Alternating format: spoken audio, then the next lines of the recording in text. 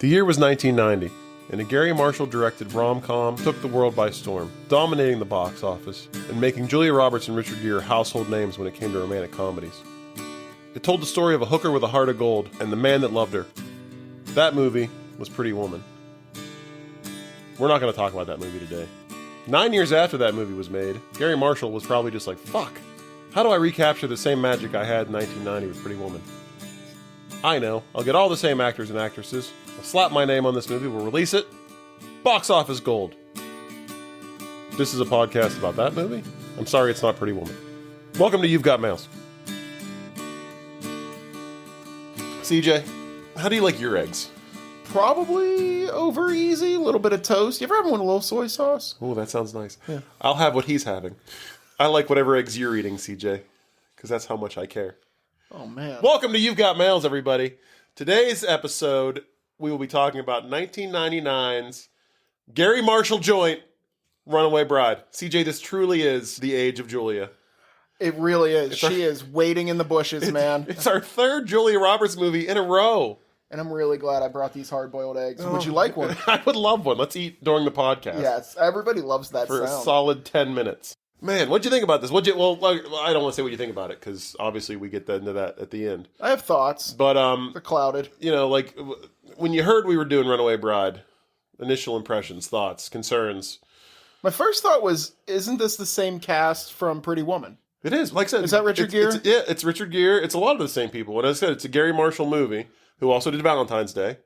Okay. So he uses... So we're in the age of Gary Marshall. Well... Julia's just there. He didn't do Steel Magnolias. Oh, okay. So we've got 3 Julias, one Gary Marshall. Or 2 Gary Marshalls.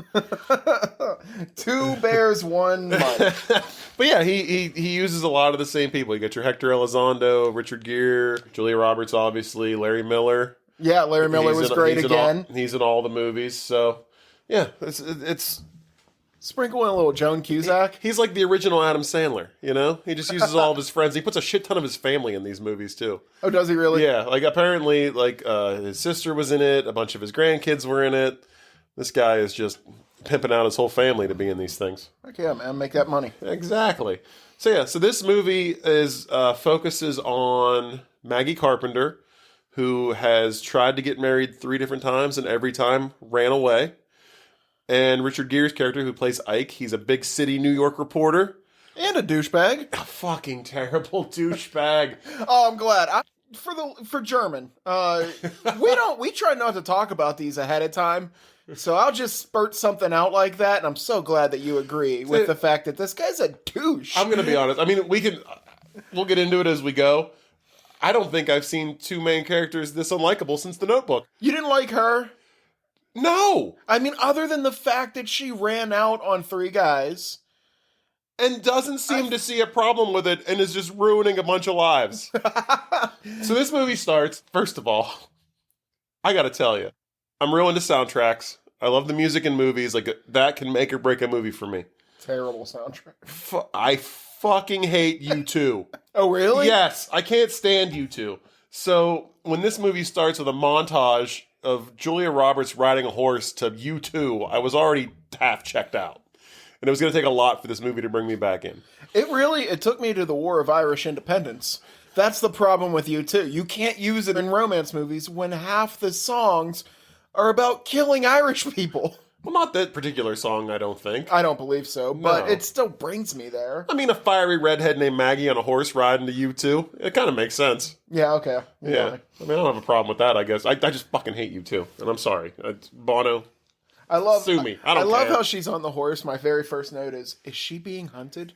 Like, she's riding as if there is a whole band of, like, cattle wranglers behind her. Well, there probably is. The whole town is probably chasing her down with pitchforks. So that's how the movie starts. We get her riding a horse. We don't know why, but, I mean, from the title, you kind of already know that she's a runaway bride. So you assume she's in a wedding dress. I can put 2 and 2 together. She's escaping a wedding. So we get that little glimpse of her, and then we cut right to late 90s New York, which I love the way New York is portrayed in, like, movies from the 90s. It's like just after the grime time. but before 9/11, where it's kind of angry people, but not dangerous angry But people. they're fun angry people. Yeah. Like Richard Gere's character Ike walks out of his apartment building. I'm assuming it's morning, because he complains to a construction worker about, them waking him up. And you get the great, "Hey, I'll quit waking you up when your column quits putting me to sleep. Forget about it." Like that guy. All right, I'm hitting you with my first question. Okay. Name a single real-life reporter. Name your favorite. Trisha Pittman. No, I don't. A real-life reporter? The traffic girl from Channel 11 in 1998. Okay. Do you want local news reporters? Every single New Yorker knows this guy personally as a reporter. Like, every one of them is like, "Oh, yeah, it's when you put out a good article." He has a top column in USA Today, CJ. All right, sure. Name the top columnist at USA Today. Which also isn't based out of New York. Oh, really? I looked this up. It's based out of Virginia.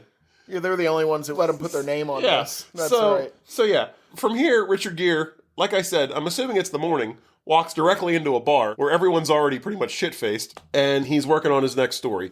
You get the impression that he's kind of a woman hater. Well, not kind of. He is a woman hater. Yeah. He writes a lot of articles disparaging women. Real 27 Dresses vibes. I got a lot of that from this. Absolutely. Pretty much the same thing. I mean, it's a guy writing an article about someone in the wedding scene, basically, or, someone that's synonymous with weddings. Against their will. Yeah. So he's in this, and you get that nobody likes him because they keep showing him walking down the streets of New York, and there's just old ladies hitting him with newspapers, and just people pretty much tell him to fuck off as he walks down the street. So he's not a well-liked guy. You get the impression a lot of guys like to read his column, but he's pretty much an anti-woman. He's a woman hater. Yeah, he had his heart broken, and now he goes around and destroys women's lives. But he doesn't even know why he got his heart broken. He has no clue. Like, he probably he got divorced from his first wife because he's a massive douche. But regardless, he's in the bar with a date, I guess. He's with a woman in the bar, and like she's kind of going to be his next article, but he doesn't know what it's going to be about. I think he's writing a thing about blind dates. That's the impression. I think that's what the headline the next day says. And she walks out on him, and you get this drunk, like over-the-top drunk guy, like Pink Elephant slurring his speech kind of guy, like at the end of the bar. Yeah, who just like moseyed into this weird bar. Yeah. I mean, was he looking for him? I don't think so. Was he like, "You hate women as much as I do. I can find you"? I think this guy was just turned into a drunk, because his life was ruined by Julia Roberts. He gives him the spiel, and it's that great, like, movie drunk where he's like, "I got a story for you, buddy. Let me tell you about this." And he tells Richard Gere all about this woman who basically just eats men up and uses them and then leaves them at the altar, over and over again. And this gives Richard Gere his idea for his next big column.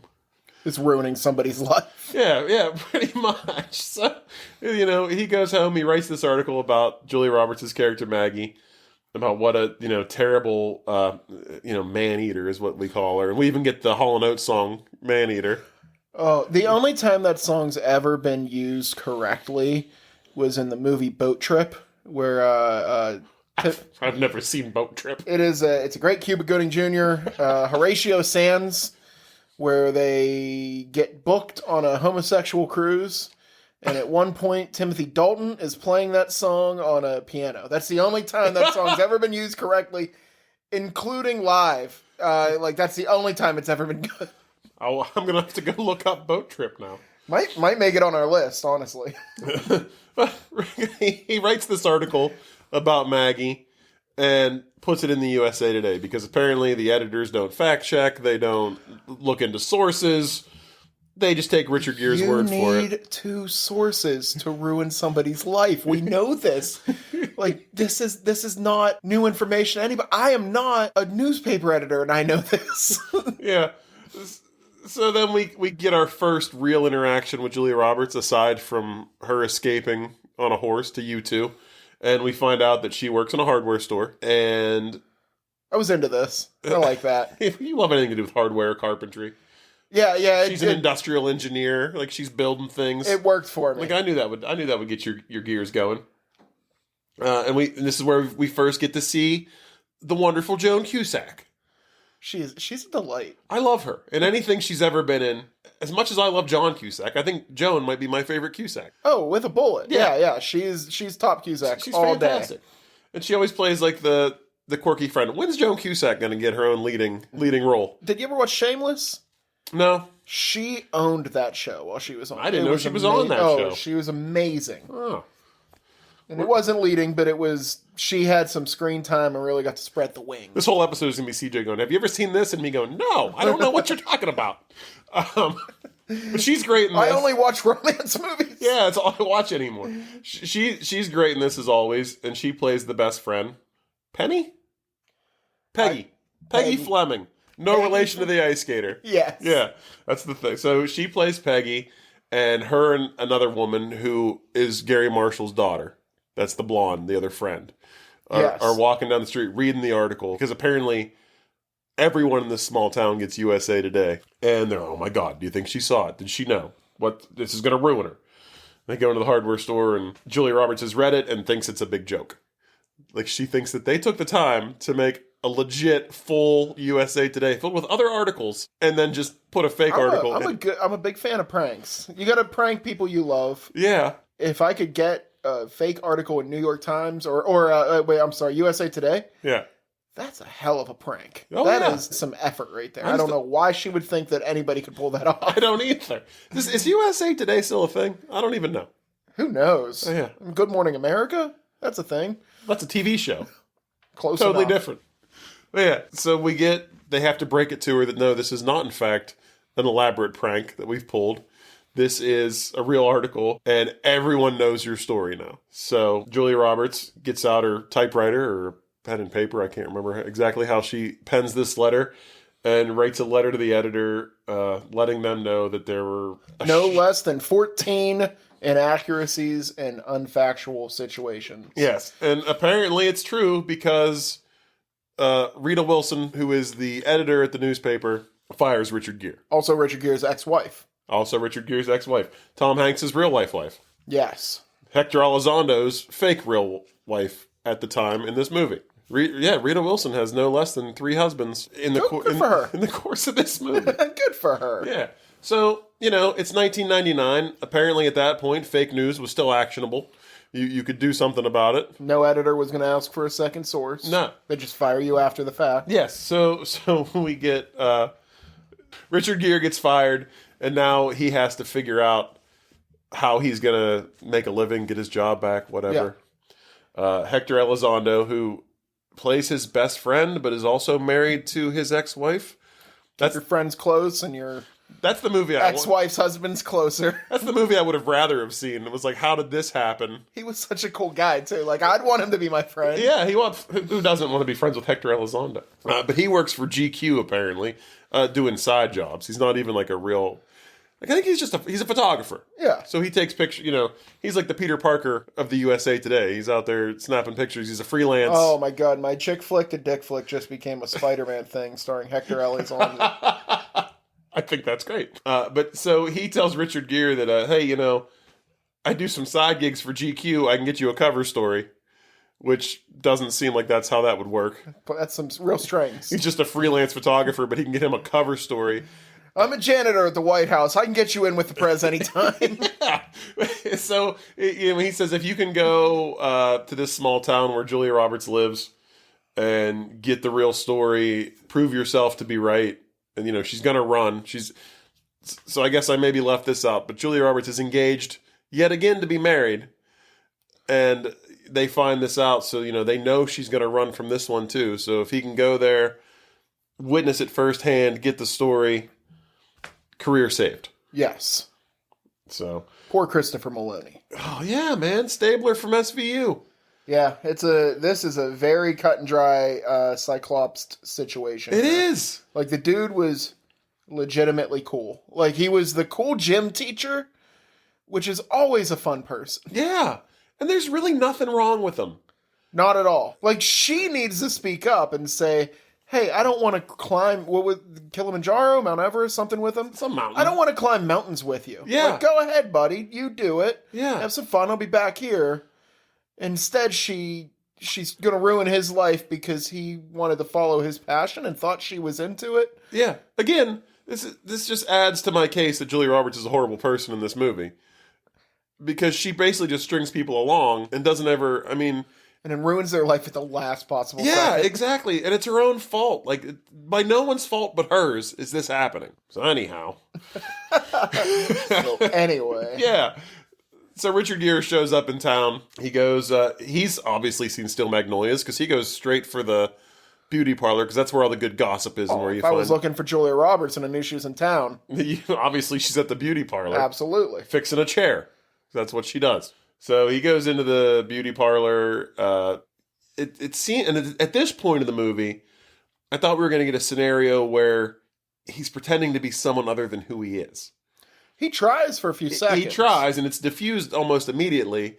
Because, like I said, everybody in this town gets USA Today. They all know what this guy looks like. Yeah, there's a picture of him with devil horns on the table. Yeah, it's right there on the counter. So, they kind of trick him a little bit, lead him on to believe that they don't know who he is. They offer to give him the story if he agrees to let them wash his hair. Which is kind of an odd request, but he's an intrepid reporter. He needs the scoop. Here comes the hijinks. Yeah, here comes the hijinks. So they dye his hair like 3 different colors. He looks like a clown. But miraculously, he buys some high-strength shampoo, and it washes right out. And that's not really an issue anymore either. I don't know a ton about Richard Gere, but has he been gray-haired since, birth? Is that, a thing? Is it, a genetic thing? I don't know if I've ever seen a picture of that man with hair that wasn't gray. I feel like... So, I have not seen a lot of Richard Gere movies. This might be the second.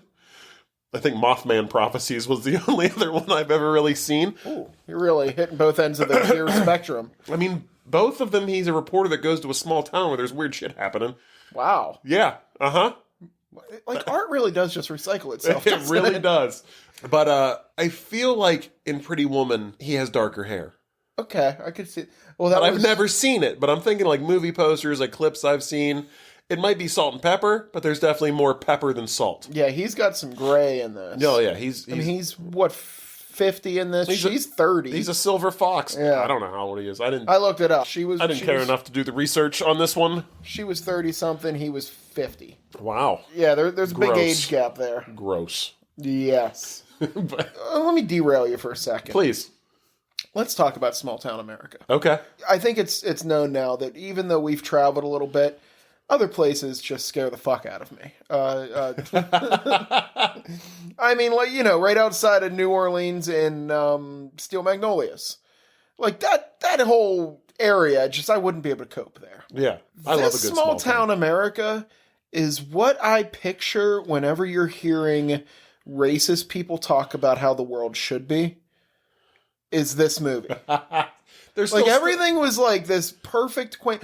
These places don't actually exist. So they're still stuck in the 1950s. Yeah, that's when people say that they want to go back to the 1950s, the 1950s pretty much, because it comes 60s, you got the Vietnam War, the hippie movement, everything kind of starts falling apart. For those people that want that in their life still, if you've ever been to a bar.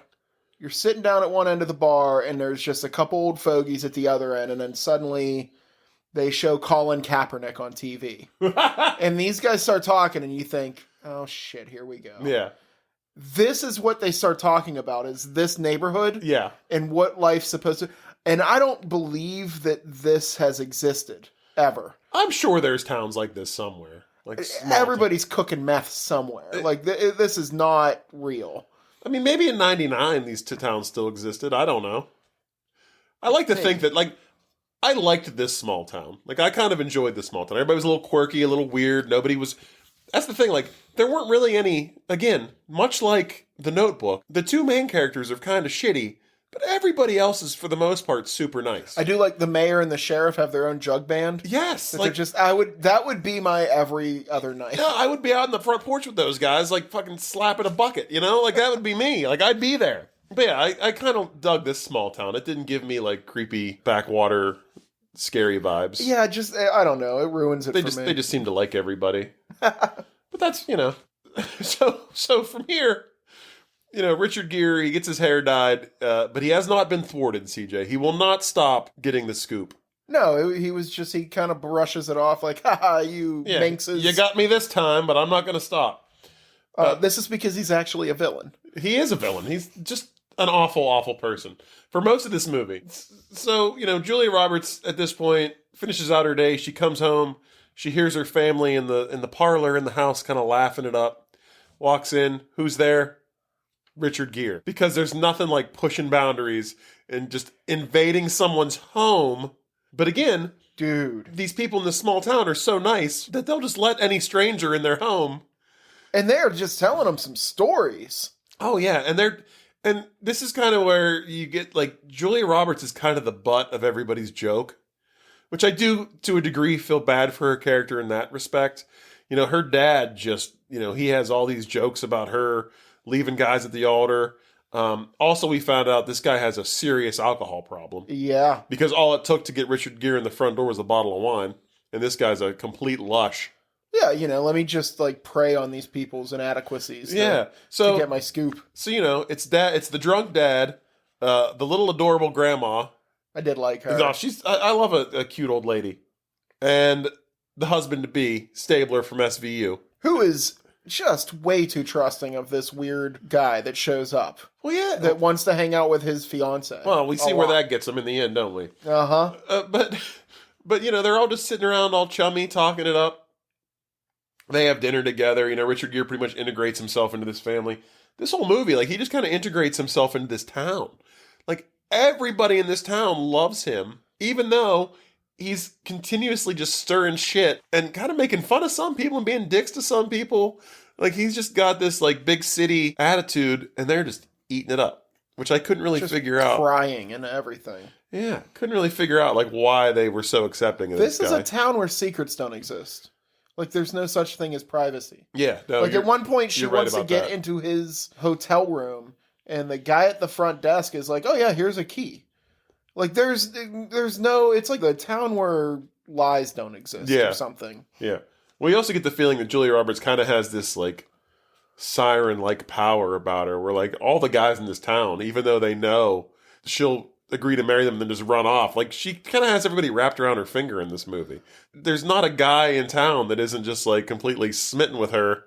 At least it doesn't seem like it. That's true. Yeah. But this is one of my favorite parts of the movie at this point, is where Richard Gere is here with the family, and he finds out that the dad has every wedding on tape. So they have a guy who, a videographer who does the weddings. First of all, he has all three on the same tape, which is hilarious to me. It's and they're all professionally shot. Multi-angles, action scenes. This is what I'm getting at. There's supposedly one guy filming this, but it has, music integrated into it. It's cut at different angles. They even get the escape. It's someone's following her with the camera as she runs away.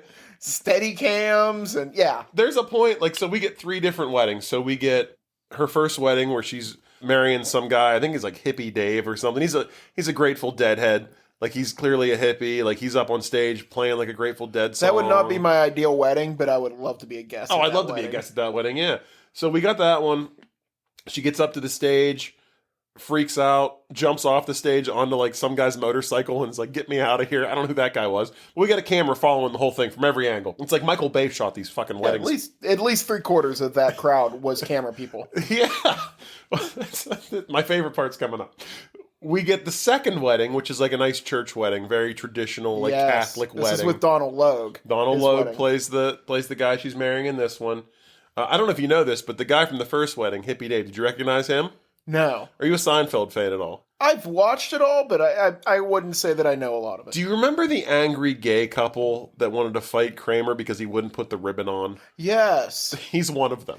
So okay. I recognized him immediately. But Donald Logue plays the second husband, and then the third guy that she marries, I don't know who he was. But we see this wedding. She comes out, nice, beautiful gown, the long veil and everything. Walks up to the, gets right up to the top of the steps where the priest and everybody's at. Bolts again. At this point, there's a small child. Dragging a child. The ring bearer. She's dragging him because he's holding on to her train of her dress, right? We get camera angles that insinuate that at one point, the child was holding a camera because you see directly behind her, you're being drugged behind her. And then you get another shot as if she was holding a camera as she was running and turning around and filming the child being drugged from the fucking dress. This would be probably the most surrealist movie we've seen, I think. Yeah. Like, this is the one that makes you bend. You gotta suspend some belief. Yes. Suspend some disbelief. But yeah, so that, I love that. And then the third wedding was pretty boring. Well, that's actually where you get the horse from. Yeah. So she's actually she rides came in on a horse. to the wedding. Which, if Wedding your in the woods. bride has already ran off on 2 grooms, I'd try to keep her on her feet. Yes, you don't Yeah. give her the escape route. You know what you do? You fucking wheel her out like Hannibal Lecter. like on a goddamn like Home Depot dolly. You strap her to it, you wheel her out, you set her down until she says I do, and then you wheel her back. Oh, that got me. That wasn't good. So we find out from watching these videos that the third guy that she was going to marry is the drunk in the bar that told Richard Gere about her in the first place. Mm-hmm. So ruin that guy's life, because clearly he's just turned to alcohol and is now just a bar fly in New York, like drinking at 9 a.m. So Richard Gere, he takes the tape, he goes back to his hotel room, he watches all these. And then where do we go from there? I think at this point, is like you said, He goes on a tour. He wants to go interview all these guys. yeah, I mean, you see him kind of integrate himself. Yeah, I guess it is what he does next. And you don't actually see him interview them. It's her coming in the aftermath. Yeah. To ask them. So she actually has a great scene with Donald. I am so happy to see Donald Logue show up in anything. If I woke up tomorrow morning and walked down to make coffee and he was just chilling on the couch, No questions asked. absolutely, I'd make an extra cup. Yeah. Sugar? I'd just be like, Sugar? I'm so happy Cream? to see you here, bro. What can I do for you? Like, he's always awesome. And, like, he brings some acting chops. Yeah. And, like, those two together was a great scene. Yeah. Where, like, you could actually tell, like, he never really says it, but if she would have been like, hey, I'm leaving the fourth guy, I want the second guy back, come back with me. Yeah. He would have done it. Yeah, well, he kind of says, so he's become a priest at this point. She sits down in the confession booth and, like, wants to start talking to him because she is having very bad feelings toward Richard Gere. Like, she's basically asking, like, if I do something bad to this guy, like, would I be forgiven? It's like, at this point, I think she's trying to get the okay to knock him off. That's what it seemed like to me. And then they kind of talk. He says that, the reporter already came and asked him some questions. Mostly respectful questions, but one weird one. We find out the one weird question was, how did she like her eggs? Which I thought was like a weird way of Richard Gere being like, I'm going to be banging her later.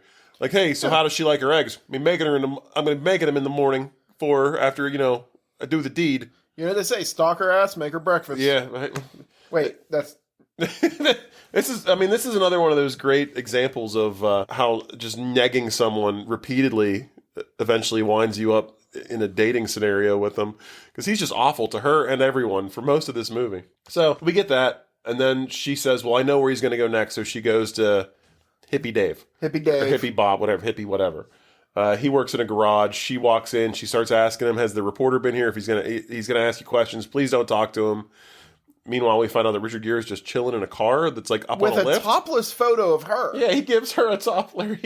Hippie Dave gives Richard Gere a photo from a Grateful Dead concert they attended where she's topless, which seems like a dick move.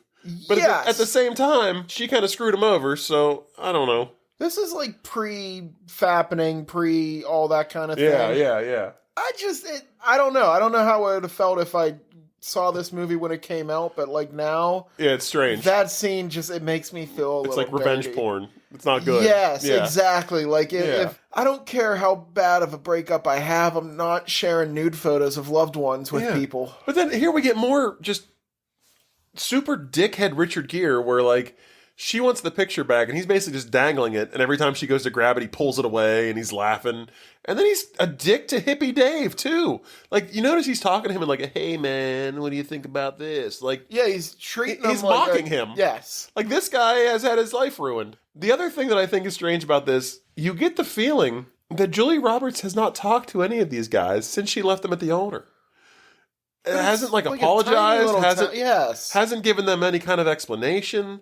And now she's going to them because she doesn't want her life to get ruined. But like there was never a time where she went and like sought Hippie Dave out and was like, oh, hey, let me tell you why I left. I'm real sorry. And with the exception of the drunk guy that hates her, they're all kind of respectful. Yeah, and I mean, even the drunk guy, his life was ruined.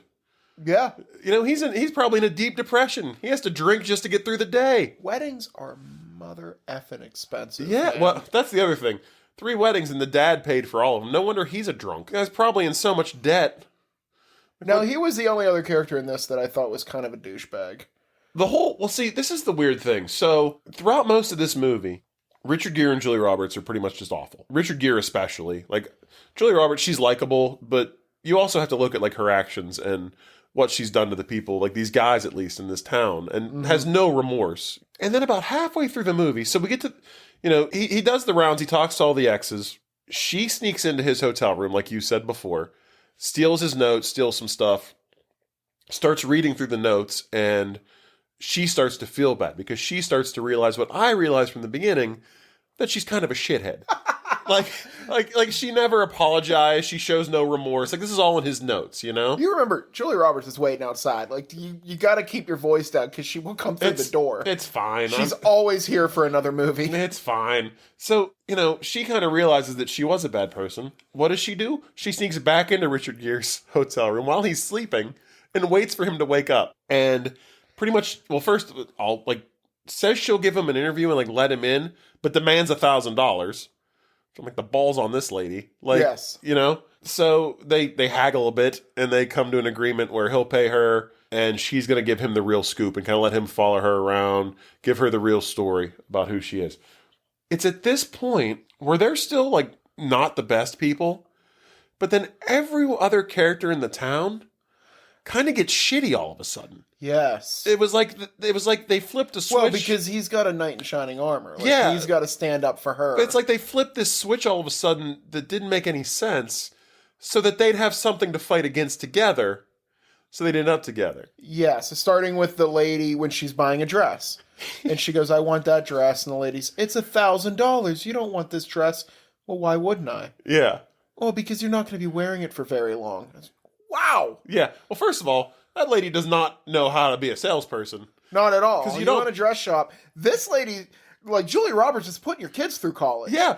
She's getting married 3 times a year, running out on all of them. Yeah, come on in. Yeah, buy a $1,000 dress. Here's some champagne, do a montage. Who cares? Yeah, so it's at this point Richard Gere has to step in and explain to this woman how sales works. And is like, you sell dresses. She has money. She wants to give you money for the dress. You keep the money. What's the problem here? So, this is the first scene where Richard Gere is kind of finally starting to stick up for her because he sees that, the people in the town are mean to her, even though they haven't been the entire movie, and all of a sudden they are. This is where you start getting a lot of little old ladies saying, bless your heart. Yeah, right. So we get that scene, and then we get another scene a little after this where Richard Gere is driving somewhere. Did I miss something here? He's at a crossroads. He stops, backs up, turns, and ends up at the bar where her drunk dad is. He sees her truck. Oh, did he see her truck? Parked outside. Okay, I didn't see that part. This was probably the only sad scene in this entire movie. Is dragging her drunk father out of the bar. It's sad, yes, but it's also more evidence that both of these people are fucking assholes. Well, please explain. He goes to the bar. Her dad's sloppy drunk. She's trying to get him out of the bar because he shouldn't be there anymore, right? He's got a car. She's got a truck. The dad's got a truck. Dad can't drive. Clearly. At this point, I'm like, well, if Richard Gere was a nice guy... Well, Dad would drive. Dad would drive. He clearly states, my life was a lot funner doing this before you could drive. Which is code for... I used to run over mailboxes and cats on the way home. Say my first rodeo. It's at this point where I said to myself, if Richard Gere was a good human being, he would drive Dad home while Julia Roberts drove the truck, and then he would drive Julia Roberts back to get her truck. But no, what do, CJ? They put drunk-ass Dad behind the wheel of his vehicle and say, we'll let him sleep it off here.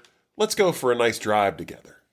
Yeah. And she agrees. There's a bridge that I need to photograph down the road for the cover of GQ. First of all, I pray to God that they took that man's keys. They don't explicitly say that. It would have been a nice touch. They don't put him in the recovery position either. He's probably choking on his own things going in there. I would have liked just a little throwaway line. Like, you got his keys? Yeah. All right, let's get out of here. That's never discussed. Secondly, we've both drank before. We've both drank to the point where we shouldn't be left alone. Probably. At least not out in the open. Put me to bed. Yes. Okay? If you just sit me somewhere, out in public, passed out drunk, when I wake up, I'm probably going to get into more trouble. I'm not going to just be like, oh, well, that's fine. Now I'm good. I'm just picturing you getting up and be like, well, whatever happens now ain't my fault. Yeah. Like, you get that man home. So yeah, they're fucking shitty people. But the other thing about this is we've got this whole storyline where Dad's just a big drunk. I don't think he ever gets the help he needs.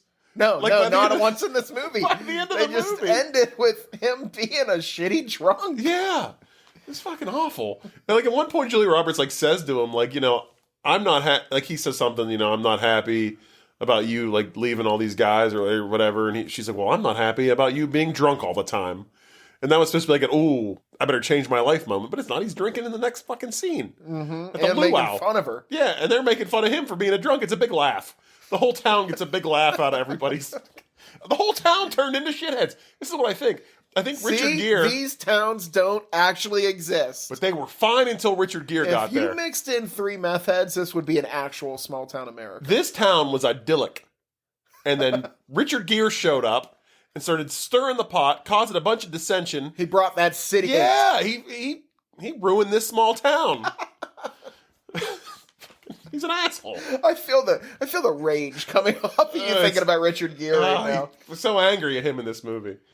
So we get all that. Then we have a rehearsal dinner luau where everyone starts giving a toast and they're all basically taking jabs at Julia Roberts. Just the whole town is just shitting on her. Yes, the bride. Yeah. Everyone is just shitting on her. She's the butt of the joke. You feel bad for her. You do. You feel bad for her. As much as I think she's a dick in this movie, she does show signs where she kind of realizes that she did ruin some lives and she's feeling bad about it. And they keep poking her about it and prodding her about it. But she's also keeping half the wedding industry of this town and like afloat. Well, that's true. I'm sure. Yeah, that's true. I mean, Dad's paying for every one of these weddings. He says so himself. So, I mean, this town, you know, it's an economic influx every time she meets a guy. So they do this, you know, and then they have they ask Richard Gere to give a toast, and they're like, go ahead, take a shot at her. Basically, they literally say that. They egg him on. Hey, stranger that showed up to ruin my daughter's life. Why don't you hop up on the mic? Yeah, it's the fucking Comedy Central roast of Julia Roberts. Let's all talk some shit. Just freewheel it a little bit. Say what you think. Yeah. Instead, he takes the high road and basically shames all of them for being complete fucking dickbags. Mm-hmm. Good on you, Richard Gere, I guess. You finally figured things out, or at least, you know, you've chosen to not be a complete asshole all the time.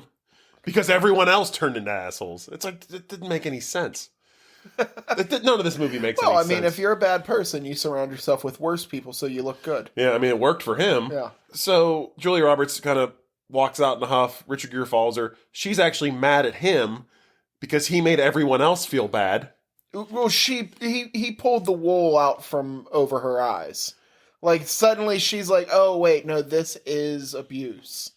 And now I have to feel bad that everybody hates me. Yeah, I mean... And you did that to me. Yeah, and she, you know, she feels bad for them, which is also, this is kind of a part of her storyline is, and he kind of says this is where the whole eggs thing comes into play. Because he tells her, you know, you do everything for everybody else. Like, you're fine with everybody making fun of you. You just let it happen.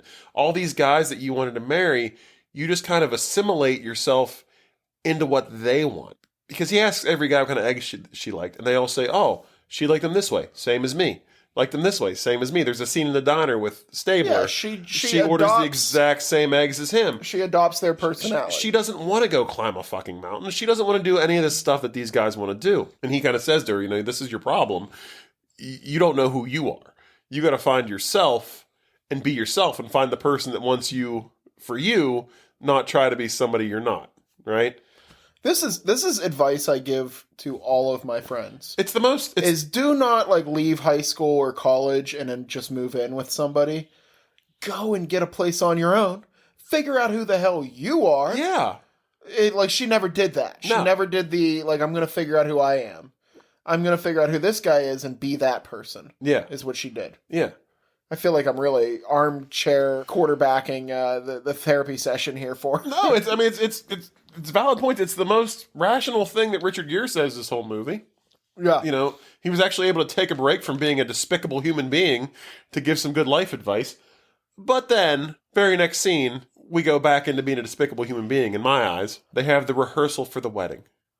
Oh, man. So, They really ripped the Band-Aid off in this scene. I was not expecting this at all. I mean, I'll be honest with you. My fucking mouth, like, visibly, like, open. Like, my jaw dropped because I didn't think this is where this was going. They go to the rehearsal for the wedding. They question, why are we even having a rehearsal? She's been married like 4 times, or tried at least. Coach Bob, Stabler, Maloney. He's a big, like, you got to visualize it. He's a fucking sports nerd. You know, he believes in all this, like, sports therapy, sports psychology. There's all these, like, cliches, you know, visualize the end zone, visualize. He wants her to actually be able to see what's going to happen, hone in on it, and do it. So they're having a rehearsal for the wedding. They start to do it. He doesn't like the way it's going, so he asks Richard Gere to stand in as him while he kind of directs things. This guy Cyclops is himself.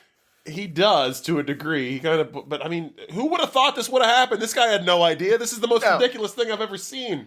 They go through with it. Richard Gere is playing him, the groom. Julia Roberts walks up the stage. Maloney gives the whole pre-spiel. You may now kiss the bride. Who the fuck thinks they're gonna kiss? Not me. Like, I didn't know, but no. I thought there was going to be a dramatic pause. They were going to get close, perhaps. Yeah, he and then puts a tongue inside of her face for a solid 30 seconds. And, like, Maloney doesn't even see it at first. Like, he's, like, looking off in the distance. Like, I don't know. He must have saw something, like, shiny. And he's this like, is in the house of the Lord, people. Holy shit. So, yeah, they're just making out hardcore. And then Maloney finally looks and is like, Jesus. Like, what is happening? Like, I don't Like, I was with you. I thought that, you know, he would say, we may now kiss the bride. There'd be some sexual tension where they kind of leaned in a little bit. And then, like, Maloney pops in the middle and goes, all right, great job, everybody. And you're kind of like, oh, they like each other, but they didn't go through with it. I mean, him punching him in the face after that? Warranted. Absolutely justifiable. If the police showed up to investigate this assault, they'd have been like, no, he's good. Like, we get it. We understand why this has happened. Not only was it warranted, he should have kicked him a few more times while he was down. And it would have been fine. So he storms off. Obviously. Like, he's not going to stick around for this. He kind of says, how long has this been going on for? And they both kind of say, well, not, it just kind of happened. But they've both been interested in each other for a little bit. Like, it's been building. Yeah, this is one of the things. I'm gonna just make a blanket statement about this movie in a whole. I'm one of those guys that believes that, like, my wife can have male friends. Yeah. They might run into each other once in a while, or they go out to a bar before I get out of work and I'm going to meet up with them. Same thing, vice versa. Like, but if there's a guy that is showing this much interest in my wife, like following her around, even if he's a reporter, question this. Yes. I'm going to be like, this is a little odd for me. Like, I'd like to be there while you're together. Yes, I would like you not to talk to her anymore. Like, also, you're obviously distressing her. Yeah, you're showing up everywhere we are. This would be uninvited. This would be like my wife being like, I have a stalker. Oh, yeah, Dave. Invite him over for dinner. Yeah, he likes scrambled eggs. Like, what the hell, man? Oh, Dave. Dave's at it again. Dave's outside the window. You're crazy, Dave. I understood Christopher Maloney, but I didn't. I felt like he kind of brought a little of this onto himself. He could have, at the beginning, just been like, no, go away. They were all just way too inviting. I mean, you're trying to marry this woman. You know her history. You know that she's not happy about it. Don't let a guy harass her about it for, like, weeks straight. Yeah. But, yeah, still. There really aren't any winners in this movie. No, not really. Hector Elizondo, he does all right for himself. That's true. And Grandma. And she Bob got that does one-eyed get snake. Bob does get a lady by the end of the movie, which is nice. Yeah, and phlegm. I like phlegm. Yeah, phlegm was good. Wake up with phlegm. So here's the next this fucking movie. Immediately, Bob leaves in a huff. His wife just made out with another man, like serious tonsil hockey in the house of the Lord. On the day before his fucking wedding. Maybe not the day before, but it was close. It was the week of. The week of. Richard Gere and her come out on the porch of the church, make out a little bit more, and then he's like, hold on, we gotta think about it. We gotta back up a minute here and think things through. This is what he says. Like, we need some space. We need to think about what's happening right now. Then he says, well, you've already got a wedding dress. You've already got a wedding day. A little quick. How about me? And she goes, okay. That's a little fast. A little? Slow the hell down. A little fast. This woman has serious commitment issues, agrees to marry him in 30 seconds. Okay, this is when maybe you should see a doctor and get like beta endorphin levels checked or something. Like, what do they call that? The roller coaster of emotions, bipolar. Yeah, This woman may be bipolar. she's got problems. They're all. Look, I'm not a doctor. No, but you know, Get checked. you don't need to be a doctor to know. Talk to somebody. What's Talk to going- a professional. So from here, it's a whirlwind romance. They're dating all of us in this small town. Like nobody bats an eye. Like all the best friends, are like, oh, he seems to really like you. Yeah, pretty terrible montage. Yeah. The family's happy for her. Like this guy rolled into town, stirred up a ton of shit, was rude to everyone, breaks up a marriage. They're pleased as punch. And now he's stealing the woman that every guy in this town wants. Yeah, but they're all so happy for them. Like it's But this also includes the scene with Grandma again, which I loved. the one-eyed snake. We talking about the Yes. one-eyed And snake, CJ? Wait, what does she say? Innocent girls are always afraid of the one-eyed snake. Yeah. And what does she Julia says- Roberts goes, Grandma, I tamed the one-eyed snake a while ago. She goes, oh, that's right. Like she forgot. And she says, on my wedding night, I went to sleep with a knife. Yeah. Like, Grandma's seen some shit. Yeah, but she also said Grandpa would never forget that wedding night. So I don't know what happened, but Grandma's a freak. Let's just say two people got something stuck in them that night. Oh my. Oh goodness. Well, anyhow, so we get this montage of them kind of courting each other for this week before the wedding. Wedding day occurs. Every news station within a probably 100-mile radius comes to this town because now it's a huge national story because it was in USA Today, and now she's getting married, but she's getting married to the guy that wrote the article. So obviously, like, everybody's going to be there. The wedding happens. When you have your photographer's there. He's there with one camera. With one camera. That's all this guy's got. So somehow, some way, he's making like Hollywood-level wedding videos with multiple angles. With like a VHS camera. Yeah. It's like a 1992 Talkboy with a video setting Yeah, on it. it's amazing. So we have the wedding. Of course, she runs, which I wasn't expecting this either. If I can say anything about this movie, I did not know where this was going from one minute to the next. I feel I cheated. Oh, you did? Well, I looked, I was like, oh, there's still 25 minutes left. Of course she's running.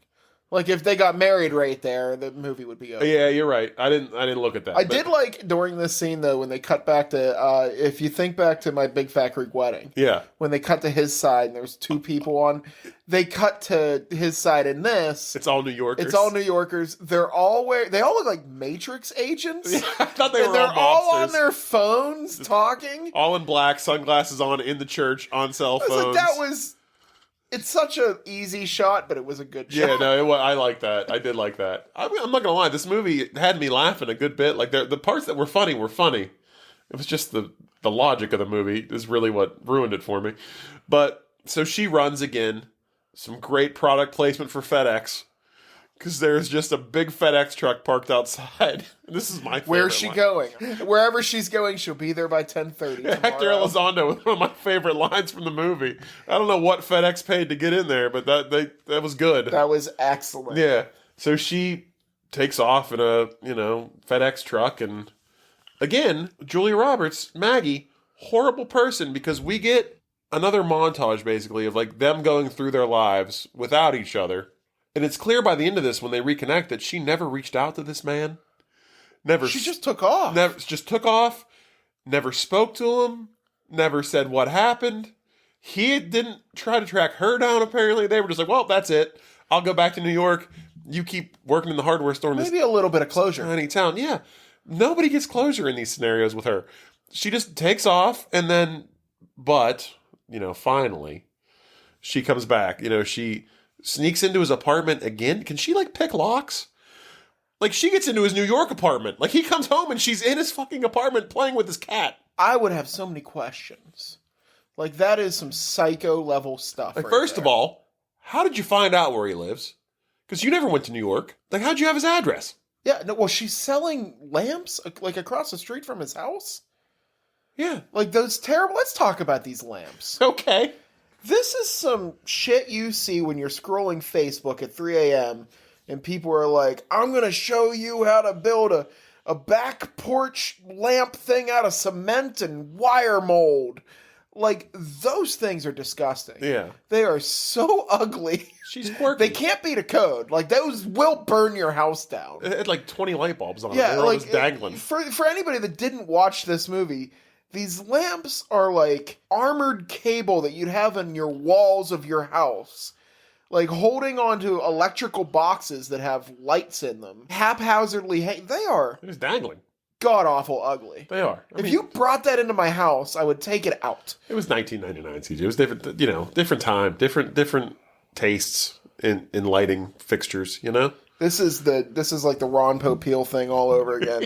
These lamps are just going to be burning people's house down left and right. Anyway, she makes ugly lamps. She also can break into people's apartments. This was my biggest sin of this movie. Sorry, these lamps were so offensive. The craftsmanship. Oh my God. So she breaks into the apartment.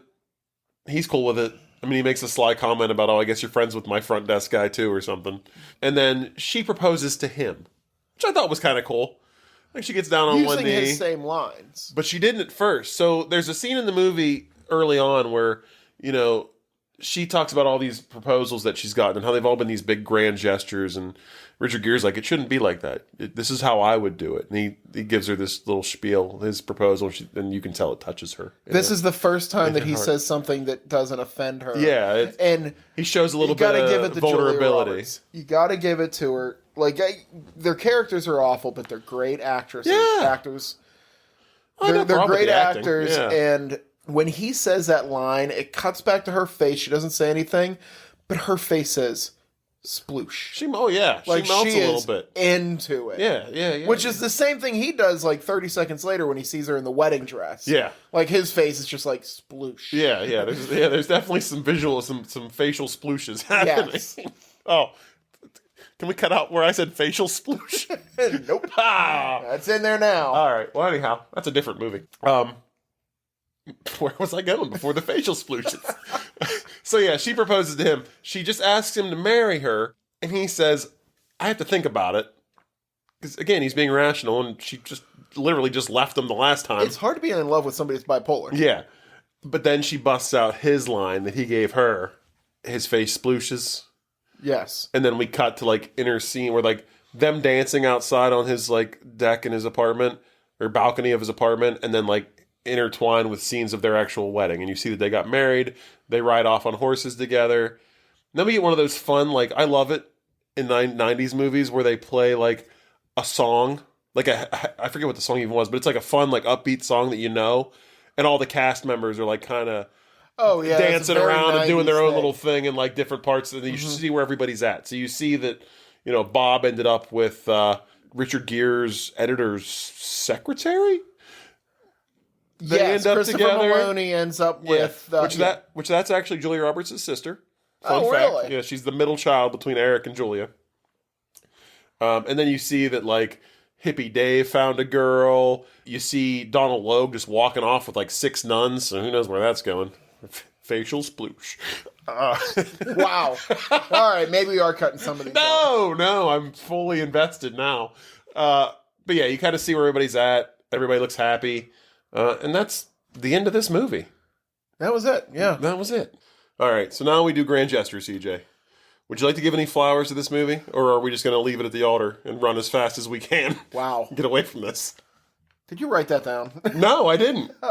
I got 2 things that kind of made a point for me in this movie. Okay. One, they have a little friend-splosion with her and Joan Cusack. Yes, they do. And I really like the way they handled that. They got back together almost immediately. And they didn't even really apologize. They just started saying some inside jokes and got over it in the super healthy way. Yeah. And it felt like any time I've ever had a little spat or argument with one of my buddies. Yeah. You like the next day you look at each other and say, oh man, I was kind of an ass. Yeah, things are tense, but then you say something. I like that. And Joan Cusack played it off really well Yeah. because she is a sweetheart. Yeah. And the other thing that bothered the hell out of me, she ran out on 3 guys and she kept the rings. Yes. That bothered me to no end. Like trophies. Like she was showing them off to Richard Gere's character. Like, this was this guy. This was this guy. And then Just showing them all. I hope Bob got his ring back. Kills. It's like she came back from Vietnam, was like, this is a finger I took off of it. She wears all of them on a necklace around her neck, got another one. It bothered me. And I don't know if there's rules on this, because I've never left somebody at the altar. Yeah. But I'm pretty sure if you end an engagement, the person that ends it is not the person that keeps the rings. No, it's not. If I left the person I was engaged to, she would be able to keep the ring. Yes. If she left me, she better give that damn ring back. Yeah. Okay, so we're on the same page. Absolutely. But that's my flowers for this. All right. I got a couple facts, or a couple things. A little fun fact. Speaking of her leaving 3 different guys, did you know that Julia Roberts canceled her wedding to Kiefer Sutherland, days before they were to get married? I did not. So I found that out. I thought that was interesting. Another question I have for you. So we watched Valentine's Day, which was also a Gary Marshall movie. Okay. There's one thing in this movie that I saw that really has me questioning things. Remember in Valentine's Day, we talked about they had the one guy juggle? Yes, and the dad dad juggles in this. So now I'm kind of curious, does someone juggle in Pretty Woman? Oh my God, we're going to I'm not gonna look for it. I'm gonna have to wait till I see it. But if anybody's out there and wants to hit us up on the Facebook or something, you've got mails on Facebook, I need to know. Does he got a weird juggling Is thing? this a thing? Is this Is it a theme? Is there Quentin juggling? Tarantino's feet Yeah. of this? Yeah, Gary Marshall's got a juggling fetish. Yes. Which I thought was kind of weird. The other thing that I really liked was the name of the salon. Did you notice what the name of the salon was in this? Curl Up and Die? It is. Do you know where that comes from? From when, your dog gets too old and... There is a movie that I know you've seen that we both enjoy thoroughly. The Blues Brothers. Oh. The salon that Carrie Fisher works at is Curl Up and Die. Really? It's also been used in Earth Girls Are Easy. Gina Davis works at a salon called Curl Up and Die. It's the beauty parlor where Michelle Pfeiffer's character gets a job and married to the mob. They're all references to that Blues Brothers salon. So it's one of those things where you can look back and be like, all these movies took place in the same universe. Yeah, pretty much. I like it. Yeah. It's like when you're watching a lot of sitcoms when they use potato chips. It's Let's. Yeah. Is the name of the chips brand. Yeah. That's actually pretty awesome. Yeah, I like that. So, but that's it for me, I think, as far as my flowers and grand gestures go. So should we turn this chick flick into a dick flick? Sure, I'll go first. Okay. Because I'm betting you have a good one. Okay. I thought about, I don't even know if I want to turn this into a manly movie. More of a man-boyish movie. Okay. Because what this movie reminded me of was a movie called Scott Pilgrim versus the World. Yeah. Where Richard Gere comes along, and here is this woman who has 4 ex-fiancés. Yeah. And in this, there's a reason she left them all. They're all terrible people in one way or another, like assassins and shit. And he falls for her, but he realizes, I'm never going to get all of this woman unless I hunt down and kill all 4 of these men. Wow. So it becomes this, cat and mouse game. And we'll make this a dark comedy. Okay. There's scenes where they're trying to poison each other, and they're mixing up the glasses back and forth. I like it. I just want to see him have to murder all 4 of these guys. You don't just earn Julia Roberts. You fucking earn Julia Roberts. That would be how I turn this into a dick fight. And then in this movie, she actually does give back all the rings. So each guy he kills, he takes the ring and puts it on a necklace around his neck until he has all of them. There you go. It's like the fucking Thanos in the Gauntlet of Power. He has to collect all the rings. It just ends with him snapping his fingers. Yeah. Oh, I like that. All right. I'm going to take you on this one. I'm proud of this one. So first off, I want to ask you, did you notice that in this movie, there were a lot of twins and triplets? There were 2 different sets of triplets. So Gary Marshall said, this is a weird fucking thing. He says that he notices in a lot of small towns, there's a lot more sets of twins and triplets, which I don't think that's true. But this is what Gary Marshall said. So he put several sets of twins and triplets in this movie. A lot of the kids you see are all twins, triplets. So it's kind of a weird phenomenon in this town, right? In my movie, this town is basically cursed. Like, it sits on top of, like, some kind of, like, ancient ritual ground where there was, like, black magic performed. Oh, they didn't move the bodies. They didn't. Yeah, they didn't move the body. They built this town on, like, an old burial ground. There was, like, witchcraft and, like, you know, some kind of, like, warlock or witch, like, kind of ran the town. And all these kids are born, like, triplets, twins, but they're all kind of, like, weird. It's kind of evil. It's like a Children of the Corn situation. I like it. All right. Julia Roberts' character is an ancient descendant of, like, this ancient evil. Like, whoever, like, the original, like, witch or warlock was, she comes from that bloodline, right? And if she gets married and has children, she's going to bring upon a set of quadruplets, like 4 kids, who end up being the 4 horsemen of the apocalypse.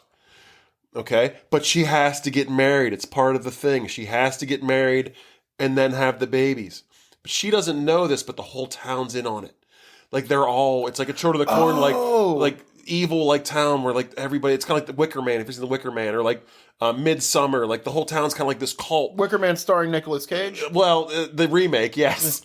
But it's this town is kind of in on the whole thing, but they can't let her know. She has to get married of her own free will. And just like in this movie, she has, like, commitment issues. She keeps almost getting there and then runs away. Richard Gere comes to town for the exact same reason. He's writing a story about this woman that can't pull the trigger and get married. But he uncovers this plot, and it turns into, like, this guy, outsider from town. He's, you know, trying to find out, but he finds out that this whole town is, like, evil. Ooh. And I imagine a scene where he, like, walks out of the hardware store, and he starts crossing the street, and there's just a line of, like, 10 townspeople and, like, some twins and triplets around, and they just point at him. And don't say anything, they just point. And he's like, hey, guys, this is kind of weird. What's going on? And they won't move out of the way, so he can't get through. So he goes to turn around. Behind him, another line of, like, all these people from the town. There's, like, the little grandma and, like, the mayor and the jug band is all just standing there. And they point at him, and they don't say anything. Holy shit. Then all of a sudden, a fucking barbershop quartet starts singing on the town steps. These people all surround him, and they just stone Richard Gere to death. Oh, man. And that's how it ends. All hail the fertile ones. So yeah, wow. that's mine. I mean, I know it's not a competition, but I think you won. Thank you. I put a lot of thought into that one. Yeah, so did you get any sleep last night? No. I mean, I had a lot of time at work today when it was a slow day, so I just kind of sat at my desk and just thought about this for a really long time. So, like, did you write out any of these acts? Like, that's impressive. Yeah, no, I honestly think I might just write this into a real movie, and we'll see what happens. So, yeah. Oh, man. But yeah, that's it. So, Nicolas Cage this thing? Yeah, this one was so easy, I almost felt like it was a gimme. Like, of course he needs to play all 4 of the prospective husbands. There's different, prosthetics on him, so he looks a little different in each one. Yeah, like, one he's a priest. Yeah. One he's, like, an old stoner guy. Yeah. And one, like, he's the coach. He needs to play all 4, but I want Richard Gere to actually notice. This could also be a chick flick to a dick flick here. Is I want him to be the only person that realizes this. That they're all the same guy. It's all, and they're like, oh. So he's not playing different characters. He's playing one character who's just tricked her into... No, he's all 4. Oh, okay. But he's the only one that notices that they're all identical. Which makes sense with all the twins. Yes. Yeah. But this actually goes into when Richard Gere realizes he's falling for her, that sort of Sixth Sense scene where he's looking into the mirror and he closes the mirror and he's Nicolas Cage. Oh, Jesus. So she turns people into Nicolas Cage. It was the only thing I could think of for this. It was just obvious. Make all 4 of them him. Yeah, I like that. Yeah, I couldn't do any better than that. I think that's perfect. Thanks. You got it, man. All right. Let me connect this movie to Nicolas Cage. I went with, of course, the only character that I could. Horny old grandma. Yes! Yeah. So her name is Jean Schertler. She was in a horror movie in 1982 called House on Sorority Row. It's about a string of murders at, like, a sorority house. I don't think she was a sorority girl. This sounds like a movie I would have watched late at night when I was, like, 9 years old. I'm guessing she was, like, the old house marm or something, like the lady that, like, ran the sorority house or something. Yeah. So that movie starred a woman named Kate McNeil. Kate McNeil, for our Pittsburgh listeners, was in the movie Sudden Death. Hell yes. Where Jean-Claude Van Damme stops a terrorist attack on the Pittsburgh Penguins ice arena. Jean-Claude Van Damme was in The Expendables 2 with my least favorite Hemsworth, Liam. I didn't know you had favorites. I mean, obviously it's Chris, and then the rest are just... bleh. And then Liam Hemsworth was in a movie called Knowing in 2009 with Nicolas Cage. So Nice. That's less than 6 right there. yeah, it's not much, but yeah, I mean, I had to go with horny old grandma. Like, how do you not? The old one-eyed snake. So, let's rate this thing. Oh, yeah. Go for it. Go All right. first. 2. 2? 2. I didn't totally hate this movie. It made me laugh quite a bit, actually. Like, I chuckled a good bit during this movie. The funny parts hit for me. It was just the logic and, like, the people. Like, none of it made any sense. It was very Richard Gere was, like, a terrible surreal. person the entire movie. Like, no reason he should have ended up with the girl. But then again, Julia Roberts was kind of shitty, too, so...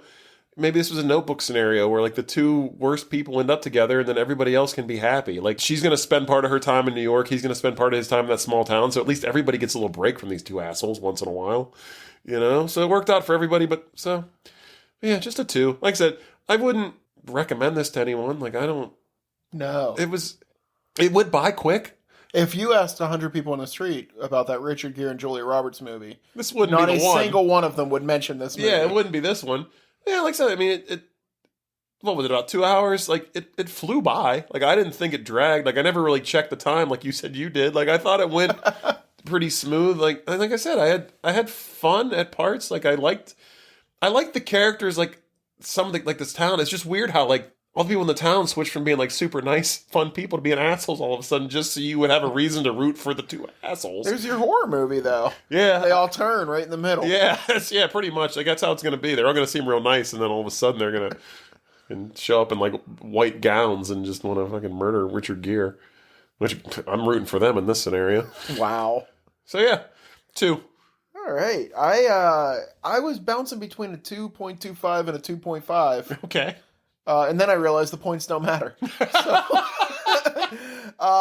what I'm thinking of is... I don't know if this is a serious movie review podcast, CJ. These review scores matter. Let me give Rotten Tomatoes a call after this. So I'm going 2.25 because I'm thinking 2.5 or above for me is movies where there's a chance I might see it again. Okay. Like if I was watching TV one day and it was on in the background or something like that. This movie, if it was on in the background, I'd shut it off. I would find. Oh, so I would find whatever channel's playing Shawshank Redemption all day long, and I'd put that on obviously. or something. It's no contest. So yeah, I'm gonna go 2.25. Like it's kind of the same thing. Julia Roberts crawled through 200 yards of human feces and came out smelling like a rose on the other side. She can do that. Yeah, She's crawling through my sewer pipes right now. she still looks beautiful. That's the thing. That is the reason this movie gets any points at all. These are excellent actors. This is just not a good movie. Yeah.